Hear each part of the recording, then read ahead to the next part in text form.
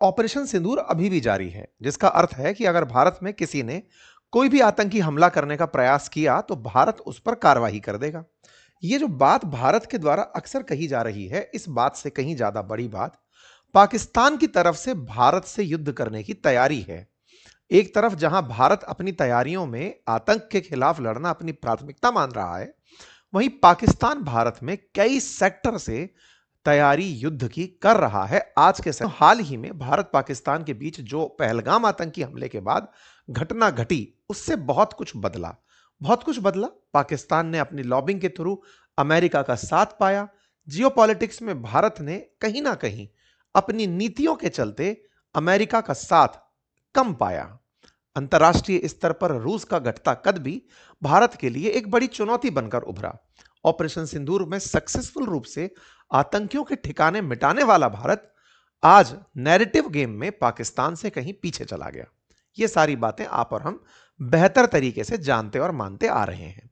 पाकिस्तान ने झूठ का सहारा लिया, आज हमारे पास वो तमाम प्रमाण हैं। फिलहाल कुछ ऐसी घटनाएं घटी हैं जिन्हें देखकर आप कहीं ना कहीं इस तरह के विचार से, जिसे मैं आपके साथ साझा कर रहा हूं, तार जोड़ पाएंगे।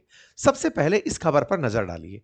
अब से 12 घंटे पहले की एक खबर है कि पाकिस्तान से कुछ सस्पेक्टेड ड्रोन्स उड़ते हुए जम्मू कश्मीर की जो सीमा है पाकिस्तान से लगती हुई, एलओसी, वहां पर उड़ते हुए देखे गए। लाइन ऑफ कंट्रोल पर पाकिस्तान से उड़कर आए हुए जो ड्रोन्स हैं वो सांभा, राजौरी, पुंछ डिस्ट्रिक्ट के अंदर देखे गए। ड्रोन्स का आना युद्ध में आपने जब ऑपरेशन सिंदूर के दौरान देखा था, तब बड़ी मात्रा में तुर्की के बने हुए ड्रोन पाकिस्तान की तरफ से भारत में आए थे। पाकिस्तान के ड्रोन भी भारत आए थे और उन्होंने युद्ध में बड़ी भूमिका निभाई थी, क्योंकि अब युद्ध फ्रंट लाइन पर ना होकर के ड्रोन्स के थ्रू, मिसाइलों के थ्रू हो रहे हैं। एक अपडेट जब यह निकल कर आता है, उसके पीछे पीछे एक दिन पुरानी खबर आती है। उस खबर को केवल इसके साथ जोड़कर जाइएगा। आतंकी संगठन लश्कर तैयबा का चीफ, जैश ए मोहम्मद का चीफ मसूद अजहर, उसका एक बयान आता है। उसका एक ऑडियो क्लिप इस समय वायरल है और उस वायरल क्लिप को अखबारों में सुर्खियां माना गया है। वायरल क्लिप में वो कह रहा है कि मेरे पास एक या दो नहीं, हजारों की संख्या में आत्मघाती हमलावर तैयार हैं। यह वायरल क्लिप भी मैं आपके सामने साझा करूंगा।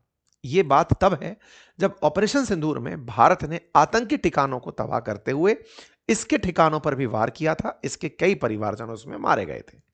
उसके बाद से इसका ऑडियो वायरल आता है जिसमें यह कहता है कि हजारों लोग मरने के लिए अब तैयार बैठे हैं। इसका मतलब इसने ऑपरेशन सिंदूर से अब तक अपने गुस्से में, अपने बदले की आग में, इसने आतंकियों को भारत में हमला करने के लिए लॉन्च पैड पर तैयार किया है। अगर तथ्यों को जोड़कर देखा जाए, चाहे पहले एक ड्रोन का उड़कर भारत की सीमा में आना, एक नहीं कई ड्रोन भारतीय सीमा में आए जिन्हें भारत ने गोली मार के गिराया, कुछ तो लौट कर वापस भाग गए। ड्रोन्स का आना और उसके पीछे आतंकियों का लॉन्च पैड पर तैयार होना, ये दो चीजें एक साथ ऑब्जर्व करिए और आगे चलिए। पाकिस्तान इस समय अमेरिका की शह से बंधा हुआ है, अर्थात उसे यह पता है कि अमेरिका भारत से खुन्नस खाया बैठा है कि इसने ऑपरेशन सिंदूर का हमें क्रेडिट नहीं दिया। अमेरिका बार बार चिल्ला रहा है कि मैंने युद्ध 8 बार रुकवा दिया, लेकिन भारत कोई क्रेडिट नहीं दे रहा है। इस क्रेडिट के अभाव में अगर पाकिस्तान अमेरिका को बड़ा दिखाने के लिए, राजौरी, नौशेरा, इन क्षेत्रों के अंदर ये ड्रोन्स उड़ते हुए दिखाई दिए, इनके ऊपर सर्च ऑपरेशन चलाया गया, मीडियम और लाइट गन से इस पे फायरिंग हुई। लोकल्स ने भी इस बात को अपने इंटरव्यू में कहा है कि इन्हें इस तरह से आते हुए ड्रोन्स देखे थे और इन्होंने अपने आप को बंकरों में छुपा लिया था कि अगर कोई घटना घटित होती है तो हम बंकर में चले जाएंगे। ठीक है साहब। पाकिस्तान की एक और हिमाकत देखिए। पाकिस्तान ने हाल ही में अपने जो इनके स्पोक पर्सन है सेना के, जो ऑपरेशन सिंदूर के समय भी आप में से काफी सारे लोगों ने देखा होगा, ये अपने यहां पर सैनिकों को संबोधित कर रहे थे।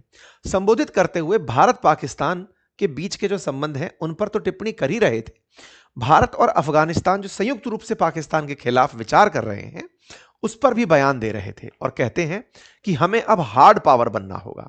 हार्ड पावर का मतलब पाकिस्तान अब पल युद्ध के दम पर भारत को मजा चखाएगा, अफगानिस्तान को मजा चखाएगा, और ऐसा करने में मजा ना आ जाए तो कहना, मतलब आप आओ हमें कहीं से मारने, और अगर ऐसा करने में हम आपको टक्कर ना दें, आपको नुकसान ना पहुंचाएं तो हमें कहना।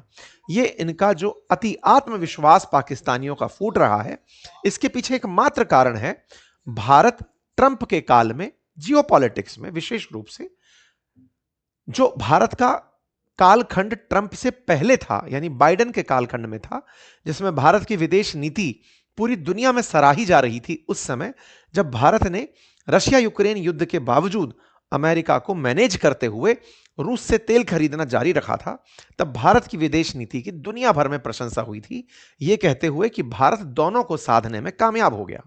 लेकिन ट्रंप को साध कर बैठा पाकिस्तान आज भारत के साथ जो दुश्मनी निभा रहा है, या जिस तरह से अंतर्राष्ट्रीय स्तर पर भारत की इमेज को बट्टा लगा रहा है, उससे कहीं ना कहीं भारत की विदेश नीति में एक पॉज देखा जा रहा है। कुछ ऐसा आक्रामक चीज नहीं देखी जा रही है कि भारत ने ऐसा कहा और उस पर तुरंत इस तरह से इन्होंने एक्शन ले लिया हो, वो चीज मिसिंग है। भारत वेट एंड वॉच की पॉलिसी अपनाकर 140 करोड़ देशवासियों को संगठित करके चलने में सरकार फिलहाल काम कर रही है। इनका यह बयान आना और आतंकी के द्वारा इस तरह की बातें बोला जाना, लश्कर ये जैश ए मोहम्मद का जो आतंकी संगठन है, इसके द्वारा यह बोला जाना कि ऑपरेशन सिंदूर में जो इसका परिवार गया था कि हम बदला लेने के लिए पूरी तैयार बैठे हैं। यह इसका ऑडियो क्लिप है जिसमें यह फिदाइन हमले के लिए लोगों को बता रहा है कि हम कितने तैयार हैं। अच्छा। एक और चीज जो मैं आपको कह रहा हूं और इसके पीछे फिर हम विश्लेषण करेंगे कि कौन से कारण है जिसकी वजह से यह होता दिख रहा है। पाकिस्तान ने बांग्लादेश को भी अपने साथ तैयार किया है। हाल ही में जिस तरह से मोहम्मद यूनुस पाकिस्तान प्रेमी हो रखे हैं, डिफेंस पैक्ट के तहत पाकिस्तान उन्हें JF-17 फाइटर जेट ऑफर कर रहा है। आप इधर देखिए कि पाकिस्तान बांग्लादेश को भी एक मोर्चे के रूप में बनाकर खड़ा कर रहा है कि कल को अगर पाकिस्तान के साथ भारत वॉर कर रहा हो तो बांग्लादेश से भी रिटेलिएशन हमें मिले, बांग्लादेश के भी बैठे हुए कट्टरपंथी भारत के खिलाफ बांग्लादेश की भूमि को यूज करें। यह खबर बनती है, 3 दिन पहले की खबर है कि यह डिफेंस पैक्ट पर नजर गड़ाए हुए हैं। इसी तरह से पाकिस्तान का एक और आतंकी संगठन लश्कर ए तैयबा, उसकी तरफ से बांग्लादेश और पाकिस्तान के बीच में सुधरते संबंधों पर कहा गया है कि यह जो हो रहा है यह सबसे बेहतरीन कार्य है। इसी तरह से हाल ही में एक अखबार दैनिक भास्कर की रिसर्च में यह निकल कर आता है कि नेपाल से भी भारत के जो सीमावर्ती जिले सटे हुए हैं, उनके बॉर्डर एरियो में सैकड़ों मदरसे पाकिस्तान की फंडिंग से बनाए जा रहे हैं। जनरली इन आतंकियों के ऑपरेशंस में यह देखा गया है, जैश ए मोहम्मद, लश्कर ए तैयबा, ये पाकिस्तान में मदरसों में फिदाइन हमले के लिए आत्मघाती हमलावरों को, आतंकियों को तैयार करते हैं। यही हुआ था जब ऑपरेशन सिंदूर में भारत ने पाकिस्तान में इनके ठिकानों को हमला बनाया तो पाकिस्तानियों ने इसे मदरसे पे हुआ हमला कहा था, जहां से वो आतंकियों को तैयार कर रहा था। यही तैयारी नेपाल से सटे हुए जो भारत के बॉर्डर हैं वहां पर हो रही है। यूपी बॉर्डर से 7 किलोमीटर में 250 से ज्यादा मदरसे तैयार करा दिए गए हैं। लगातार पाकिस्तान, चाइना, बांग्लादेश, नेपाल, सब तरफ से भारत के अंदर इन्फिल्ट्रेशन की तैयारी चल रही है। भारत के साथ पाकिस्तान ये जो खेला खेल रहा है, इसके पीछे की क्या कहानी है, अब उस पर चलते हैं। सबसे पहले ऑपरेशन सिंदूर पर लौटते हैं। आपको याद होगा ऑपरेशन सिंदूर में भारत ने बहुत बढ़िया तरीके से जो करना था वो किया और बहुत अल्टीमेट तरीके से दुनिया को अवेयर किया, अपडेट किया। लेकिन पाकिस्तान ने इस बीच में भारत से युद्ध करने से बेहतर समझा नैरेटिव वॉर में, युद्ध में पैसा लगाना। वो युद्ध में तो पटकनी खा ही रहा था, ऑपरेशन सिंदूर में तो मार खा ही रहा था, उसके डिफेंस सिस्टम सब कॉम्प्रोमाइज हो गए थे। भारत इतना दूर तक घुस करके गोले मार रहा था, नूर खान बेस तक को हमने मारा, जिसको पाकिस्तान ने खुद एक्सेप्ट किया।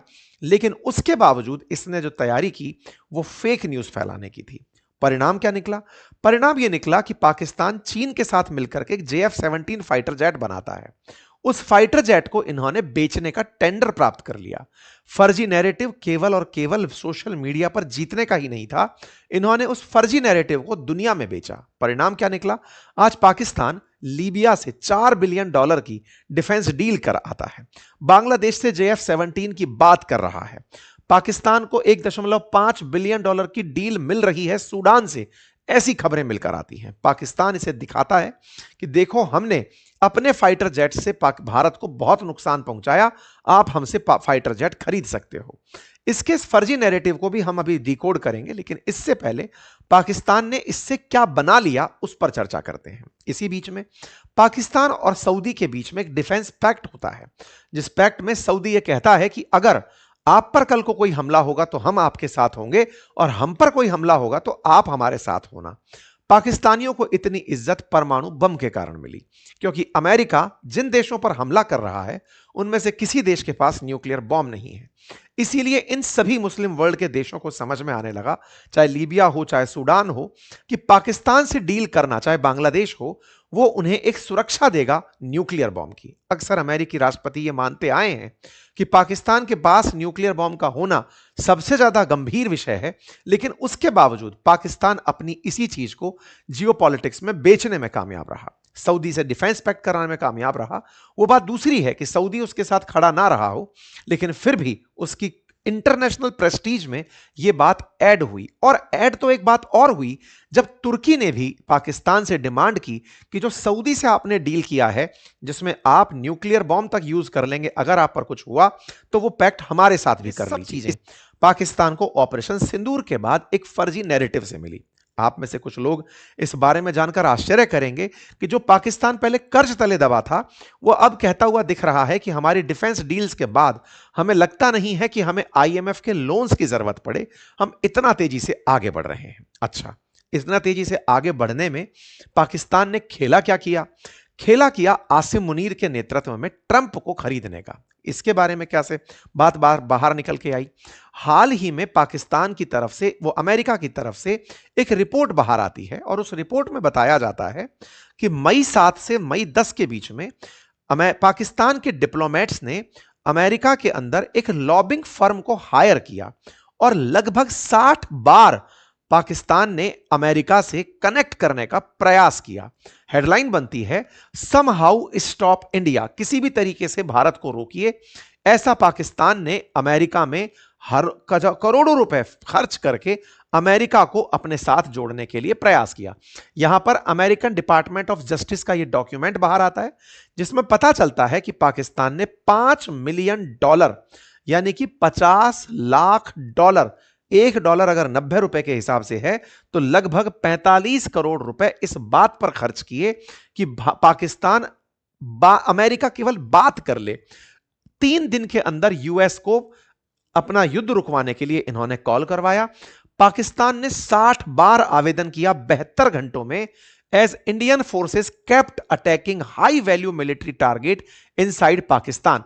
ये सारा डेटा निकलकर अमेरिकन डिपार्टमेंट ऑफ जस्टिस से आता है, जिसमें ये डिटेल्स होती है कि पाकिस्तान ने कब कब अमेरिका में कॉल किया, 7 मई से 10 मई के बीच। इससे ज्यादा और कोई भी बात निकलकर नहीं आ सकती कि पाकिस्तान कैसे अमेरिका को साधने में उस समय लगा हुआ था। साधने में ट्रंप को इन्होंने रिश्वत दी अपने यहां के माइंस और मिनरल्स की, जिसे देखते हुए आसिम मुनीर बेचते हुए दिखाई पड़ रहे हैं कि साहब बलोचिस्तान से आकर के आप हमारे रेयर मिनरल्स ले जाओ पर हमें बचा लो। भारत से बचने के लिए पाकिस्तान ने एक फर्जी लॉबिंग की, नैरेटिव चलाया, ट्रंप को साथ लिया। और ट्रंप जो कि पूरी तरह से जब लॉबिंग के माध्यम से, अमेरिका में सिस्टम क्या है लॉबिंग का मैं आपको बता, जो दलालों की छवि है अमेरिका में वो लीगल है। लीगल से मतलब वहां लाइजनर शब्द को बड़ा शब्द माना जाता है, लॉबिंग वहां पर बड़ा पेशा माना जाता है। और जो नेता चुनाव लड़के आते हैं, चूंकि राष्ट्रपति एक ही बनता है, मंत्रियों की कोई खास वैल्यू होती नहीं है। इंडिया में तो मंत्रालय बहुत सारे हैं, छोटे मोटे मंत्री भी कई बनते हैं, सांसद के पास भी कुछ काम कराने की क्षमता होती है। अमेरिका लगभग राष्ट्रपति पर आधारित होता है। 4 साल तक राष्ट्रपति अपनी पावर एंजॉय करता है, तो राष्ट्रपति अपने चुनाव में जितने भी उसके समर्थक रहे होते हैं, किसी ने फंडिंग दी होती है, किसी ने कुछ तरह से पार्टी को सपोर्ट किया होता है, उन सबको खुश करने के लिए उन्हें लॉबिंग बना के चला रहा होता है। उनसे कहता है तुम्हारा कोई काम हो तो ले आना, काम करा लेंगे। तो राष्ट्रपति के चुनाव में जैसे एलॉन मस्क एक बड़ा लॉबिस्ट था, उसने $800 मिलियन खर्च किए। तेल कंपनियां उससे बड़ी लॉबिस्ट थी जिन्होंने वेनेजुएला पर ट्रंप से हमला करा लिया। तो अमेरिका में जो चुनाव होते हैं उस समय पर जो लोग जिस तरह की मदद करते हैं वो सूद समेत उस पैसे को वापस लेते हैं। क्योंकि ट्रंप जैसा आदमी किसी भी देश पर कोई भी एक्शन लेता हुआ दिखता है, तो ऐसे में इस आदमी को पाकिस्तान ने ऑफर के साथ अपनी बात पहुंचाई। ट्रंप इस बात को मान गए और मान करके वो पूरी तरह जो खुन्नस वो युद्ध रुकवाने के नाम पर भारत से क्रेडिट के लिए पाल रहे थे, फिर वो दुनिया भर में शांति पुरस्कार के पीछे पड़ गए। जो उसके बाद की सारी कहानी आप जानते हैं। पाकिस्तान के साथ अमेरिका का एक और नाता है, वो भी आपको फिलहाल जानना होगा, क्योंकि पाकिस्तान ट्रंप के इस मनोदशा का लाभ उठाना चाहता है। किस मनोदशा का? पाकिस्तान ने भारत से कभी कोई युद्ध नहीं जीता, लेकिन पहली बार उसे नैरेटिव वॉर में एक जीत मिलती दिख रही है। उसे लग रहा है कि अमेरिका मेरे साथ खड़ा है, तो अब तो सच भी झूठ ही है। भारत अगर जीत भी गया तो कोई नहीं मानेगा, क्योंकि अमेरिका पाकिस्तान के साथ खड़ा है और ट्रंप बार बार अमेरिका पाकिस्तान की तारीफ कर दे रहे हैं। ऐसे में पाकिस्तान को एक अपॉर्चुनिटी दिखती है, अपॉर्चुनिटी अपने साथ हुए हर उस बेइज्जती का बदला लेने की जो उसने इतने सालों से सही है। कौन सी बेइज्जती? वैसे तो पाकिस्तान ने कईयों युद्ध भारत से हारे हैं, लेकिन जो सबसे बड़ा युद्ध था वो 1971 का था, जिसमें भारत ने पाकिस्तान के दो टुकड़े कर दिए थे, बांग्लादेश नाम से एक देश बना दिया था। आज तक पहले भारत के साथ 1971 के युद्ध में जब अमेरिका भारत पर हमला के लिए चल पड़ा था, उस समय रूसी जहाज भारत के पक्ष में आकर खड़े हो गए थे, जिसके चलते अमेरिका भारत के खिलाफ पाकिस्तान का साथ नहीं दे पाया था। इस बार रूस वेनेजुएला के साथ डिफेंस पैक्ट होने के बावजूद भी उसके साथ आकर खड़ा नहीं हुआ। इससे पाकिस्तानियों के हौसले बुलंद हैं और इन्हीं हौसलों के चलते वो अपने साथ हुई इस पूरी इंसल्ट का बदला लेना चाह रहे हैं। उन्हें लग रहा है कि भारत और रूस अब कामयाब मित्र नहीं रहेंगे। रूस अपनी लड़ाई में ही इतना उलझा हुआ है कि वो बहुत से लोगों को नहीं बचा पाया, चाहे वो आर्मेनिया हो, फिर चाहे वो आपका सीरिया हो जहां बशर अल असद की सरकार हो, फिर चाहे मादुरो हो जहां वेनेजुएला में चाहे मादुरो की सरकार हो। हर बार पुतिन बार बार फेल मारते चले गए। ऐसे में भारत को जियोपॉलिटिक्स में जो एक साइकोलॉजिकल सपोर्ट हमेशा रशिया से मिला, वो कहीं ना कहीं कॉम्प्रोमाइज होता दिख रहा है। इसी को अब पाकिस्तान डिकोड करके अपने लिए एक अपॉर्चुनिटी में बदल रहा है। इसीलिए मैं आपसे जब बोल रहा हूं कि बॉर्डर पर ड्रोन का उड़ता देखा जाना, आतंकियों के द्वारा भारत में आतंकी हमलों की धमकी देना, पाकिस्तान के द्वारा बांग्लादेश में कट्टरपंथ को बढ़ावा देना, नेपाल के बॉर्डर पर मदरसों का एक बार में बड़ी संख्या में खुल जाना, ये सब इंडिकेट करता है कि पाकिस्तान इस समय ट्रंप की शह से अपने आप को बड़ा कंफर्टेबल पा रहा है। क्या होगा भारत का, यह आने वाला समय बताएगा, क्योंकि भारत की असली लड़ाई फिलहाल ट्रंप के ईगो से लड़ी हुई है। खैर, भारत के साथ ट्रंप को असल ईगो दुनिया में एक्सेप्टेंस का था, जो एक्सेप्टेंस कभी बराक ओबामा को नोबेल पीस पुरस्कार में मिला, ट्रंप को नहीं मिला। अगर भारत साथ होता तो शायद इन्हें मिल जाता, लेकिन भारत केवल ट्रंप के भरोसे नहीं है। भारत अपनी तैयारियों में उतना ही चाक चौबंद है। ड्रोन आते ही चाहे उसे मार गिराना और भगाना हो, या फिर बॉर्डर एरियाज में बंकर बनाकर लोगों को हमले के लिए तैयार करना हो। अभी ताजा 5-10 दिन पहले की खबर है, भारत के द्वारा बॉर्डर एरियाज में लोगों को गन चलाने की ट्रेनिंग दी जा रही है। ड्रोन हमलों से निपटने की सेना ट्रेनिंग कर रही है। मतलब भारत की तरफ से युद्ध की तैयारी लगातार चल रही है। हम किसी भी तरह से पीछे हटकर नहीं बैठे हैं कि उनके हमले का हम इंतजार करेंगे, उनकी एक गलती पर हम कहर बरपा देंगे। यह भारत की स्ट्रेटजी है और हम इसी को अपनाएंगे। लेकिन समझना होगा कि हर एक पहलू कितना तेजी से, कितना गहराई तक लोगों में असर डाल रहा है। उम्मीद है कि आप इस बात की विषय वस्तु को समझ पाए हो। अगर आप इससे कनेक्ट कर पा रहे हैं तो अपना विचार कमेंट बॉक्स में अवश्य बताएं। भारत अपने स्तर पर अपने कूटनीतिक प्रयास जारी रख रहा है। हाल ही में जर्मनी के जो चांसलर हैं वो भारत की यात्रा पर हैं। गुजरात में उनका भव्य स्वागत हुआ। प्रधानमंत्री उनको लेकर के आज पतंग उड़वा रहे हैं, जिसमें ऑपरेशन सिंदूर की पतंग भी उड़ाई जा रही है। इंडियन नेवी ने बांग्लादेश को काउंटर करने के लिए हल्दिया के अंदर अपनी प्रेजेंस बढ़ाने का काम शुरू कर दिया है। हल्दिया से यहां का नेतृत्व करना काफी आसान होगा। हम लगातार अपने अलग अलग मोर्चों पर काम कर रहे हैं, लेकिन देश बड़ा है, दुश्मन बहुत सारे हैं, देश के लोगों की उम्मीदें बहुत सारी हैं। उन सबको फुलफिल करने की जिम्मेदारी भी सरकार पर होती है। ऐसे हम समस्त भारतीय अपनी जिम्मेदारी को निभाते हुए राष्ट्र निर्माण में महत्वपूर्ण भूमिका निभाएं। राष्ट्र निर्माण के लिए सभी को सेना में भर्ती होना या सभी को सरकारी नौकर होना जरूरी नहीं होता। आप अपने स्तर पर जो भी काम कर रहे हैं देश को अपलिफ्ट करने में, फिर चाहे वो चीनी लोगों की तरह दिन रात मेहनत करके उसे मैन्युफैक्चरिंग हब बनाना हो या अमेरिकियों की तरह टेक्नोलॉजी का हब बनाना हो, ये हम सब भारतीयों के हाथ में है। तो निश्चित ही हम आगे बढ़ेंगे। बाकी आप लोग जैसा इस विषय पर राय रखते हो कमेंट बॉक्स में जरूर बताएं। चैनल पर नए हैं तो सब्सक्राइब कर लें, और हाँ, फाइनेंस रिलेटेड अपडेट के लिए हमारा यूट्यूब चैनल बातें बाजार की सब्सक्राइब कर लें। फ्री डीमैट अकाउंट खोलना चाहते हैं तो अकाउंट का लिंक कमेंट बॉक्स में पिन है, आप जाकर उसे देख सकते हैं। Thank you so much.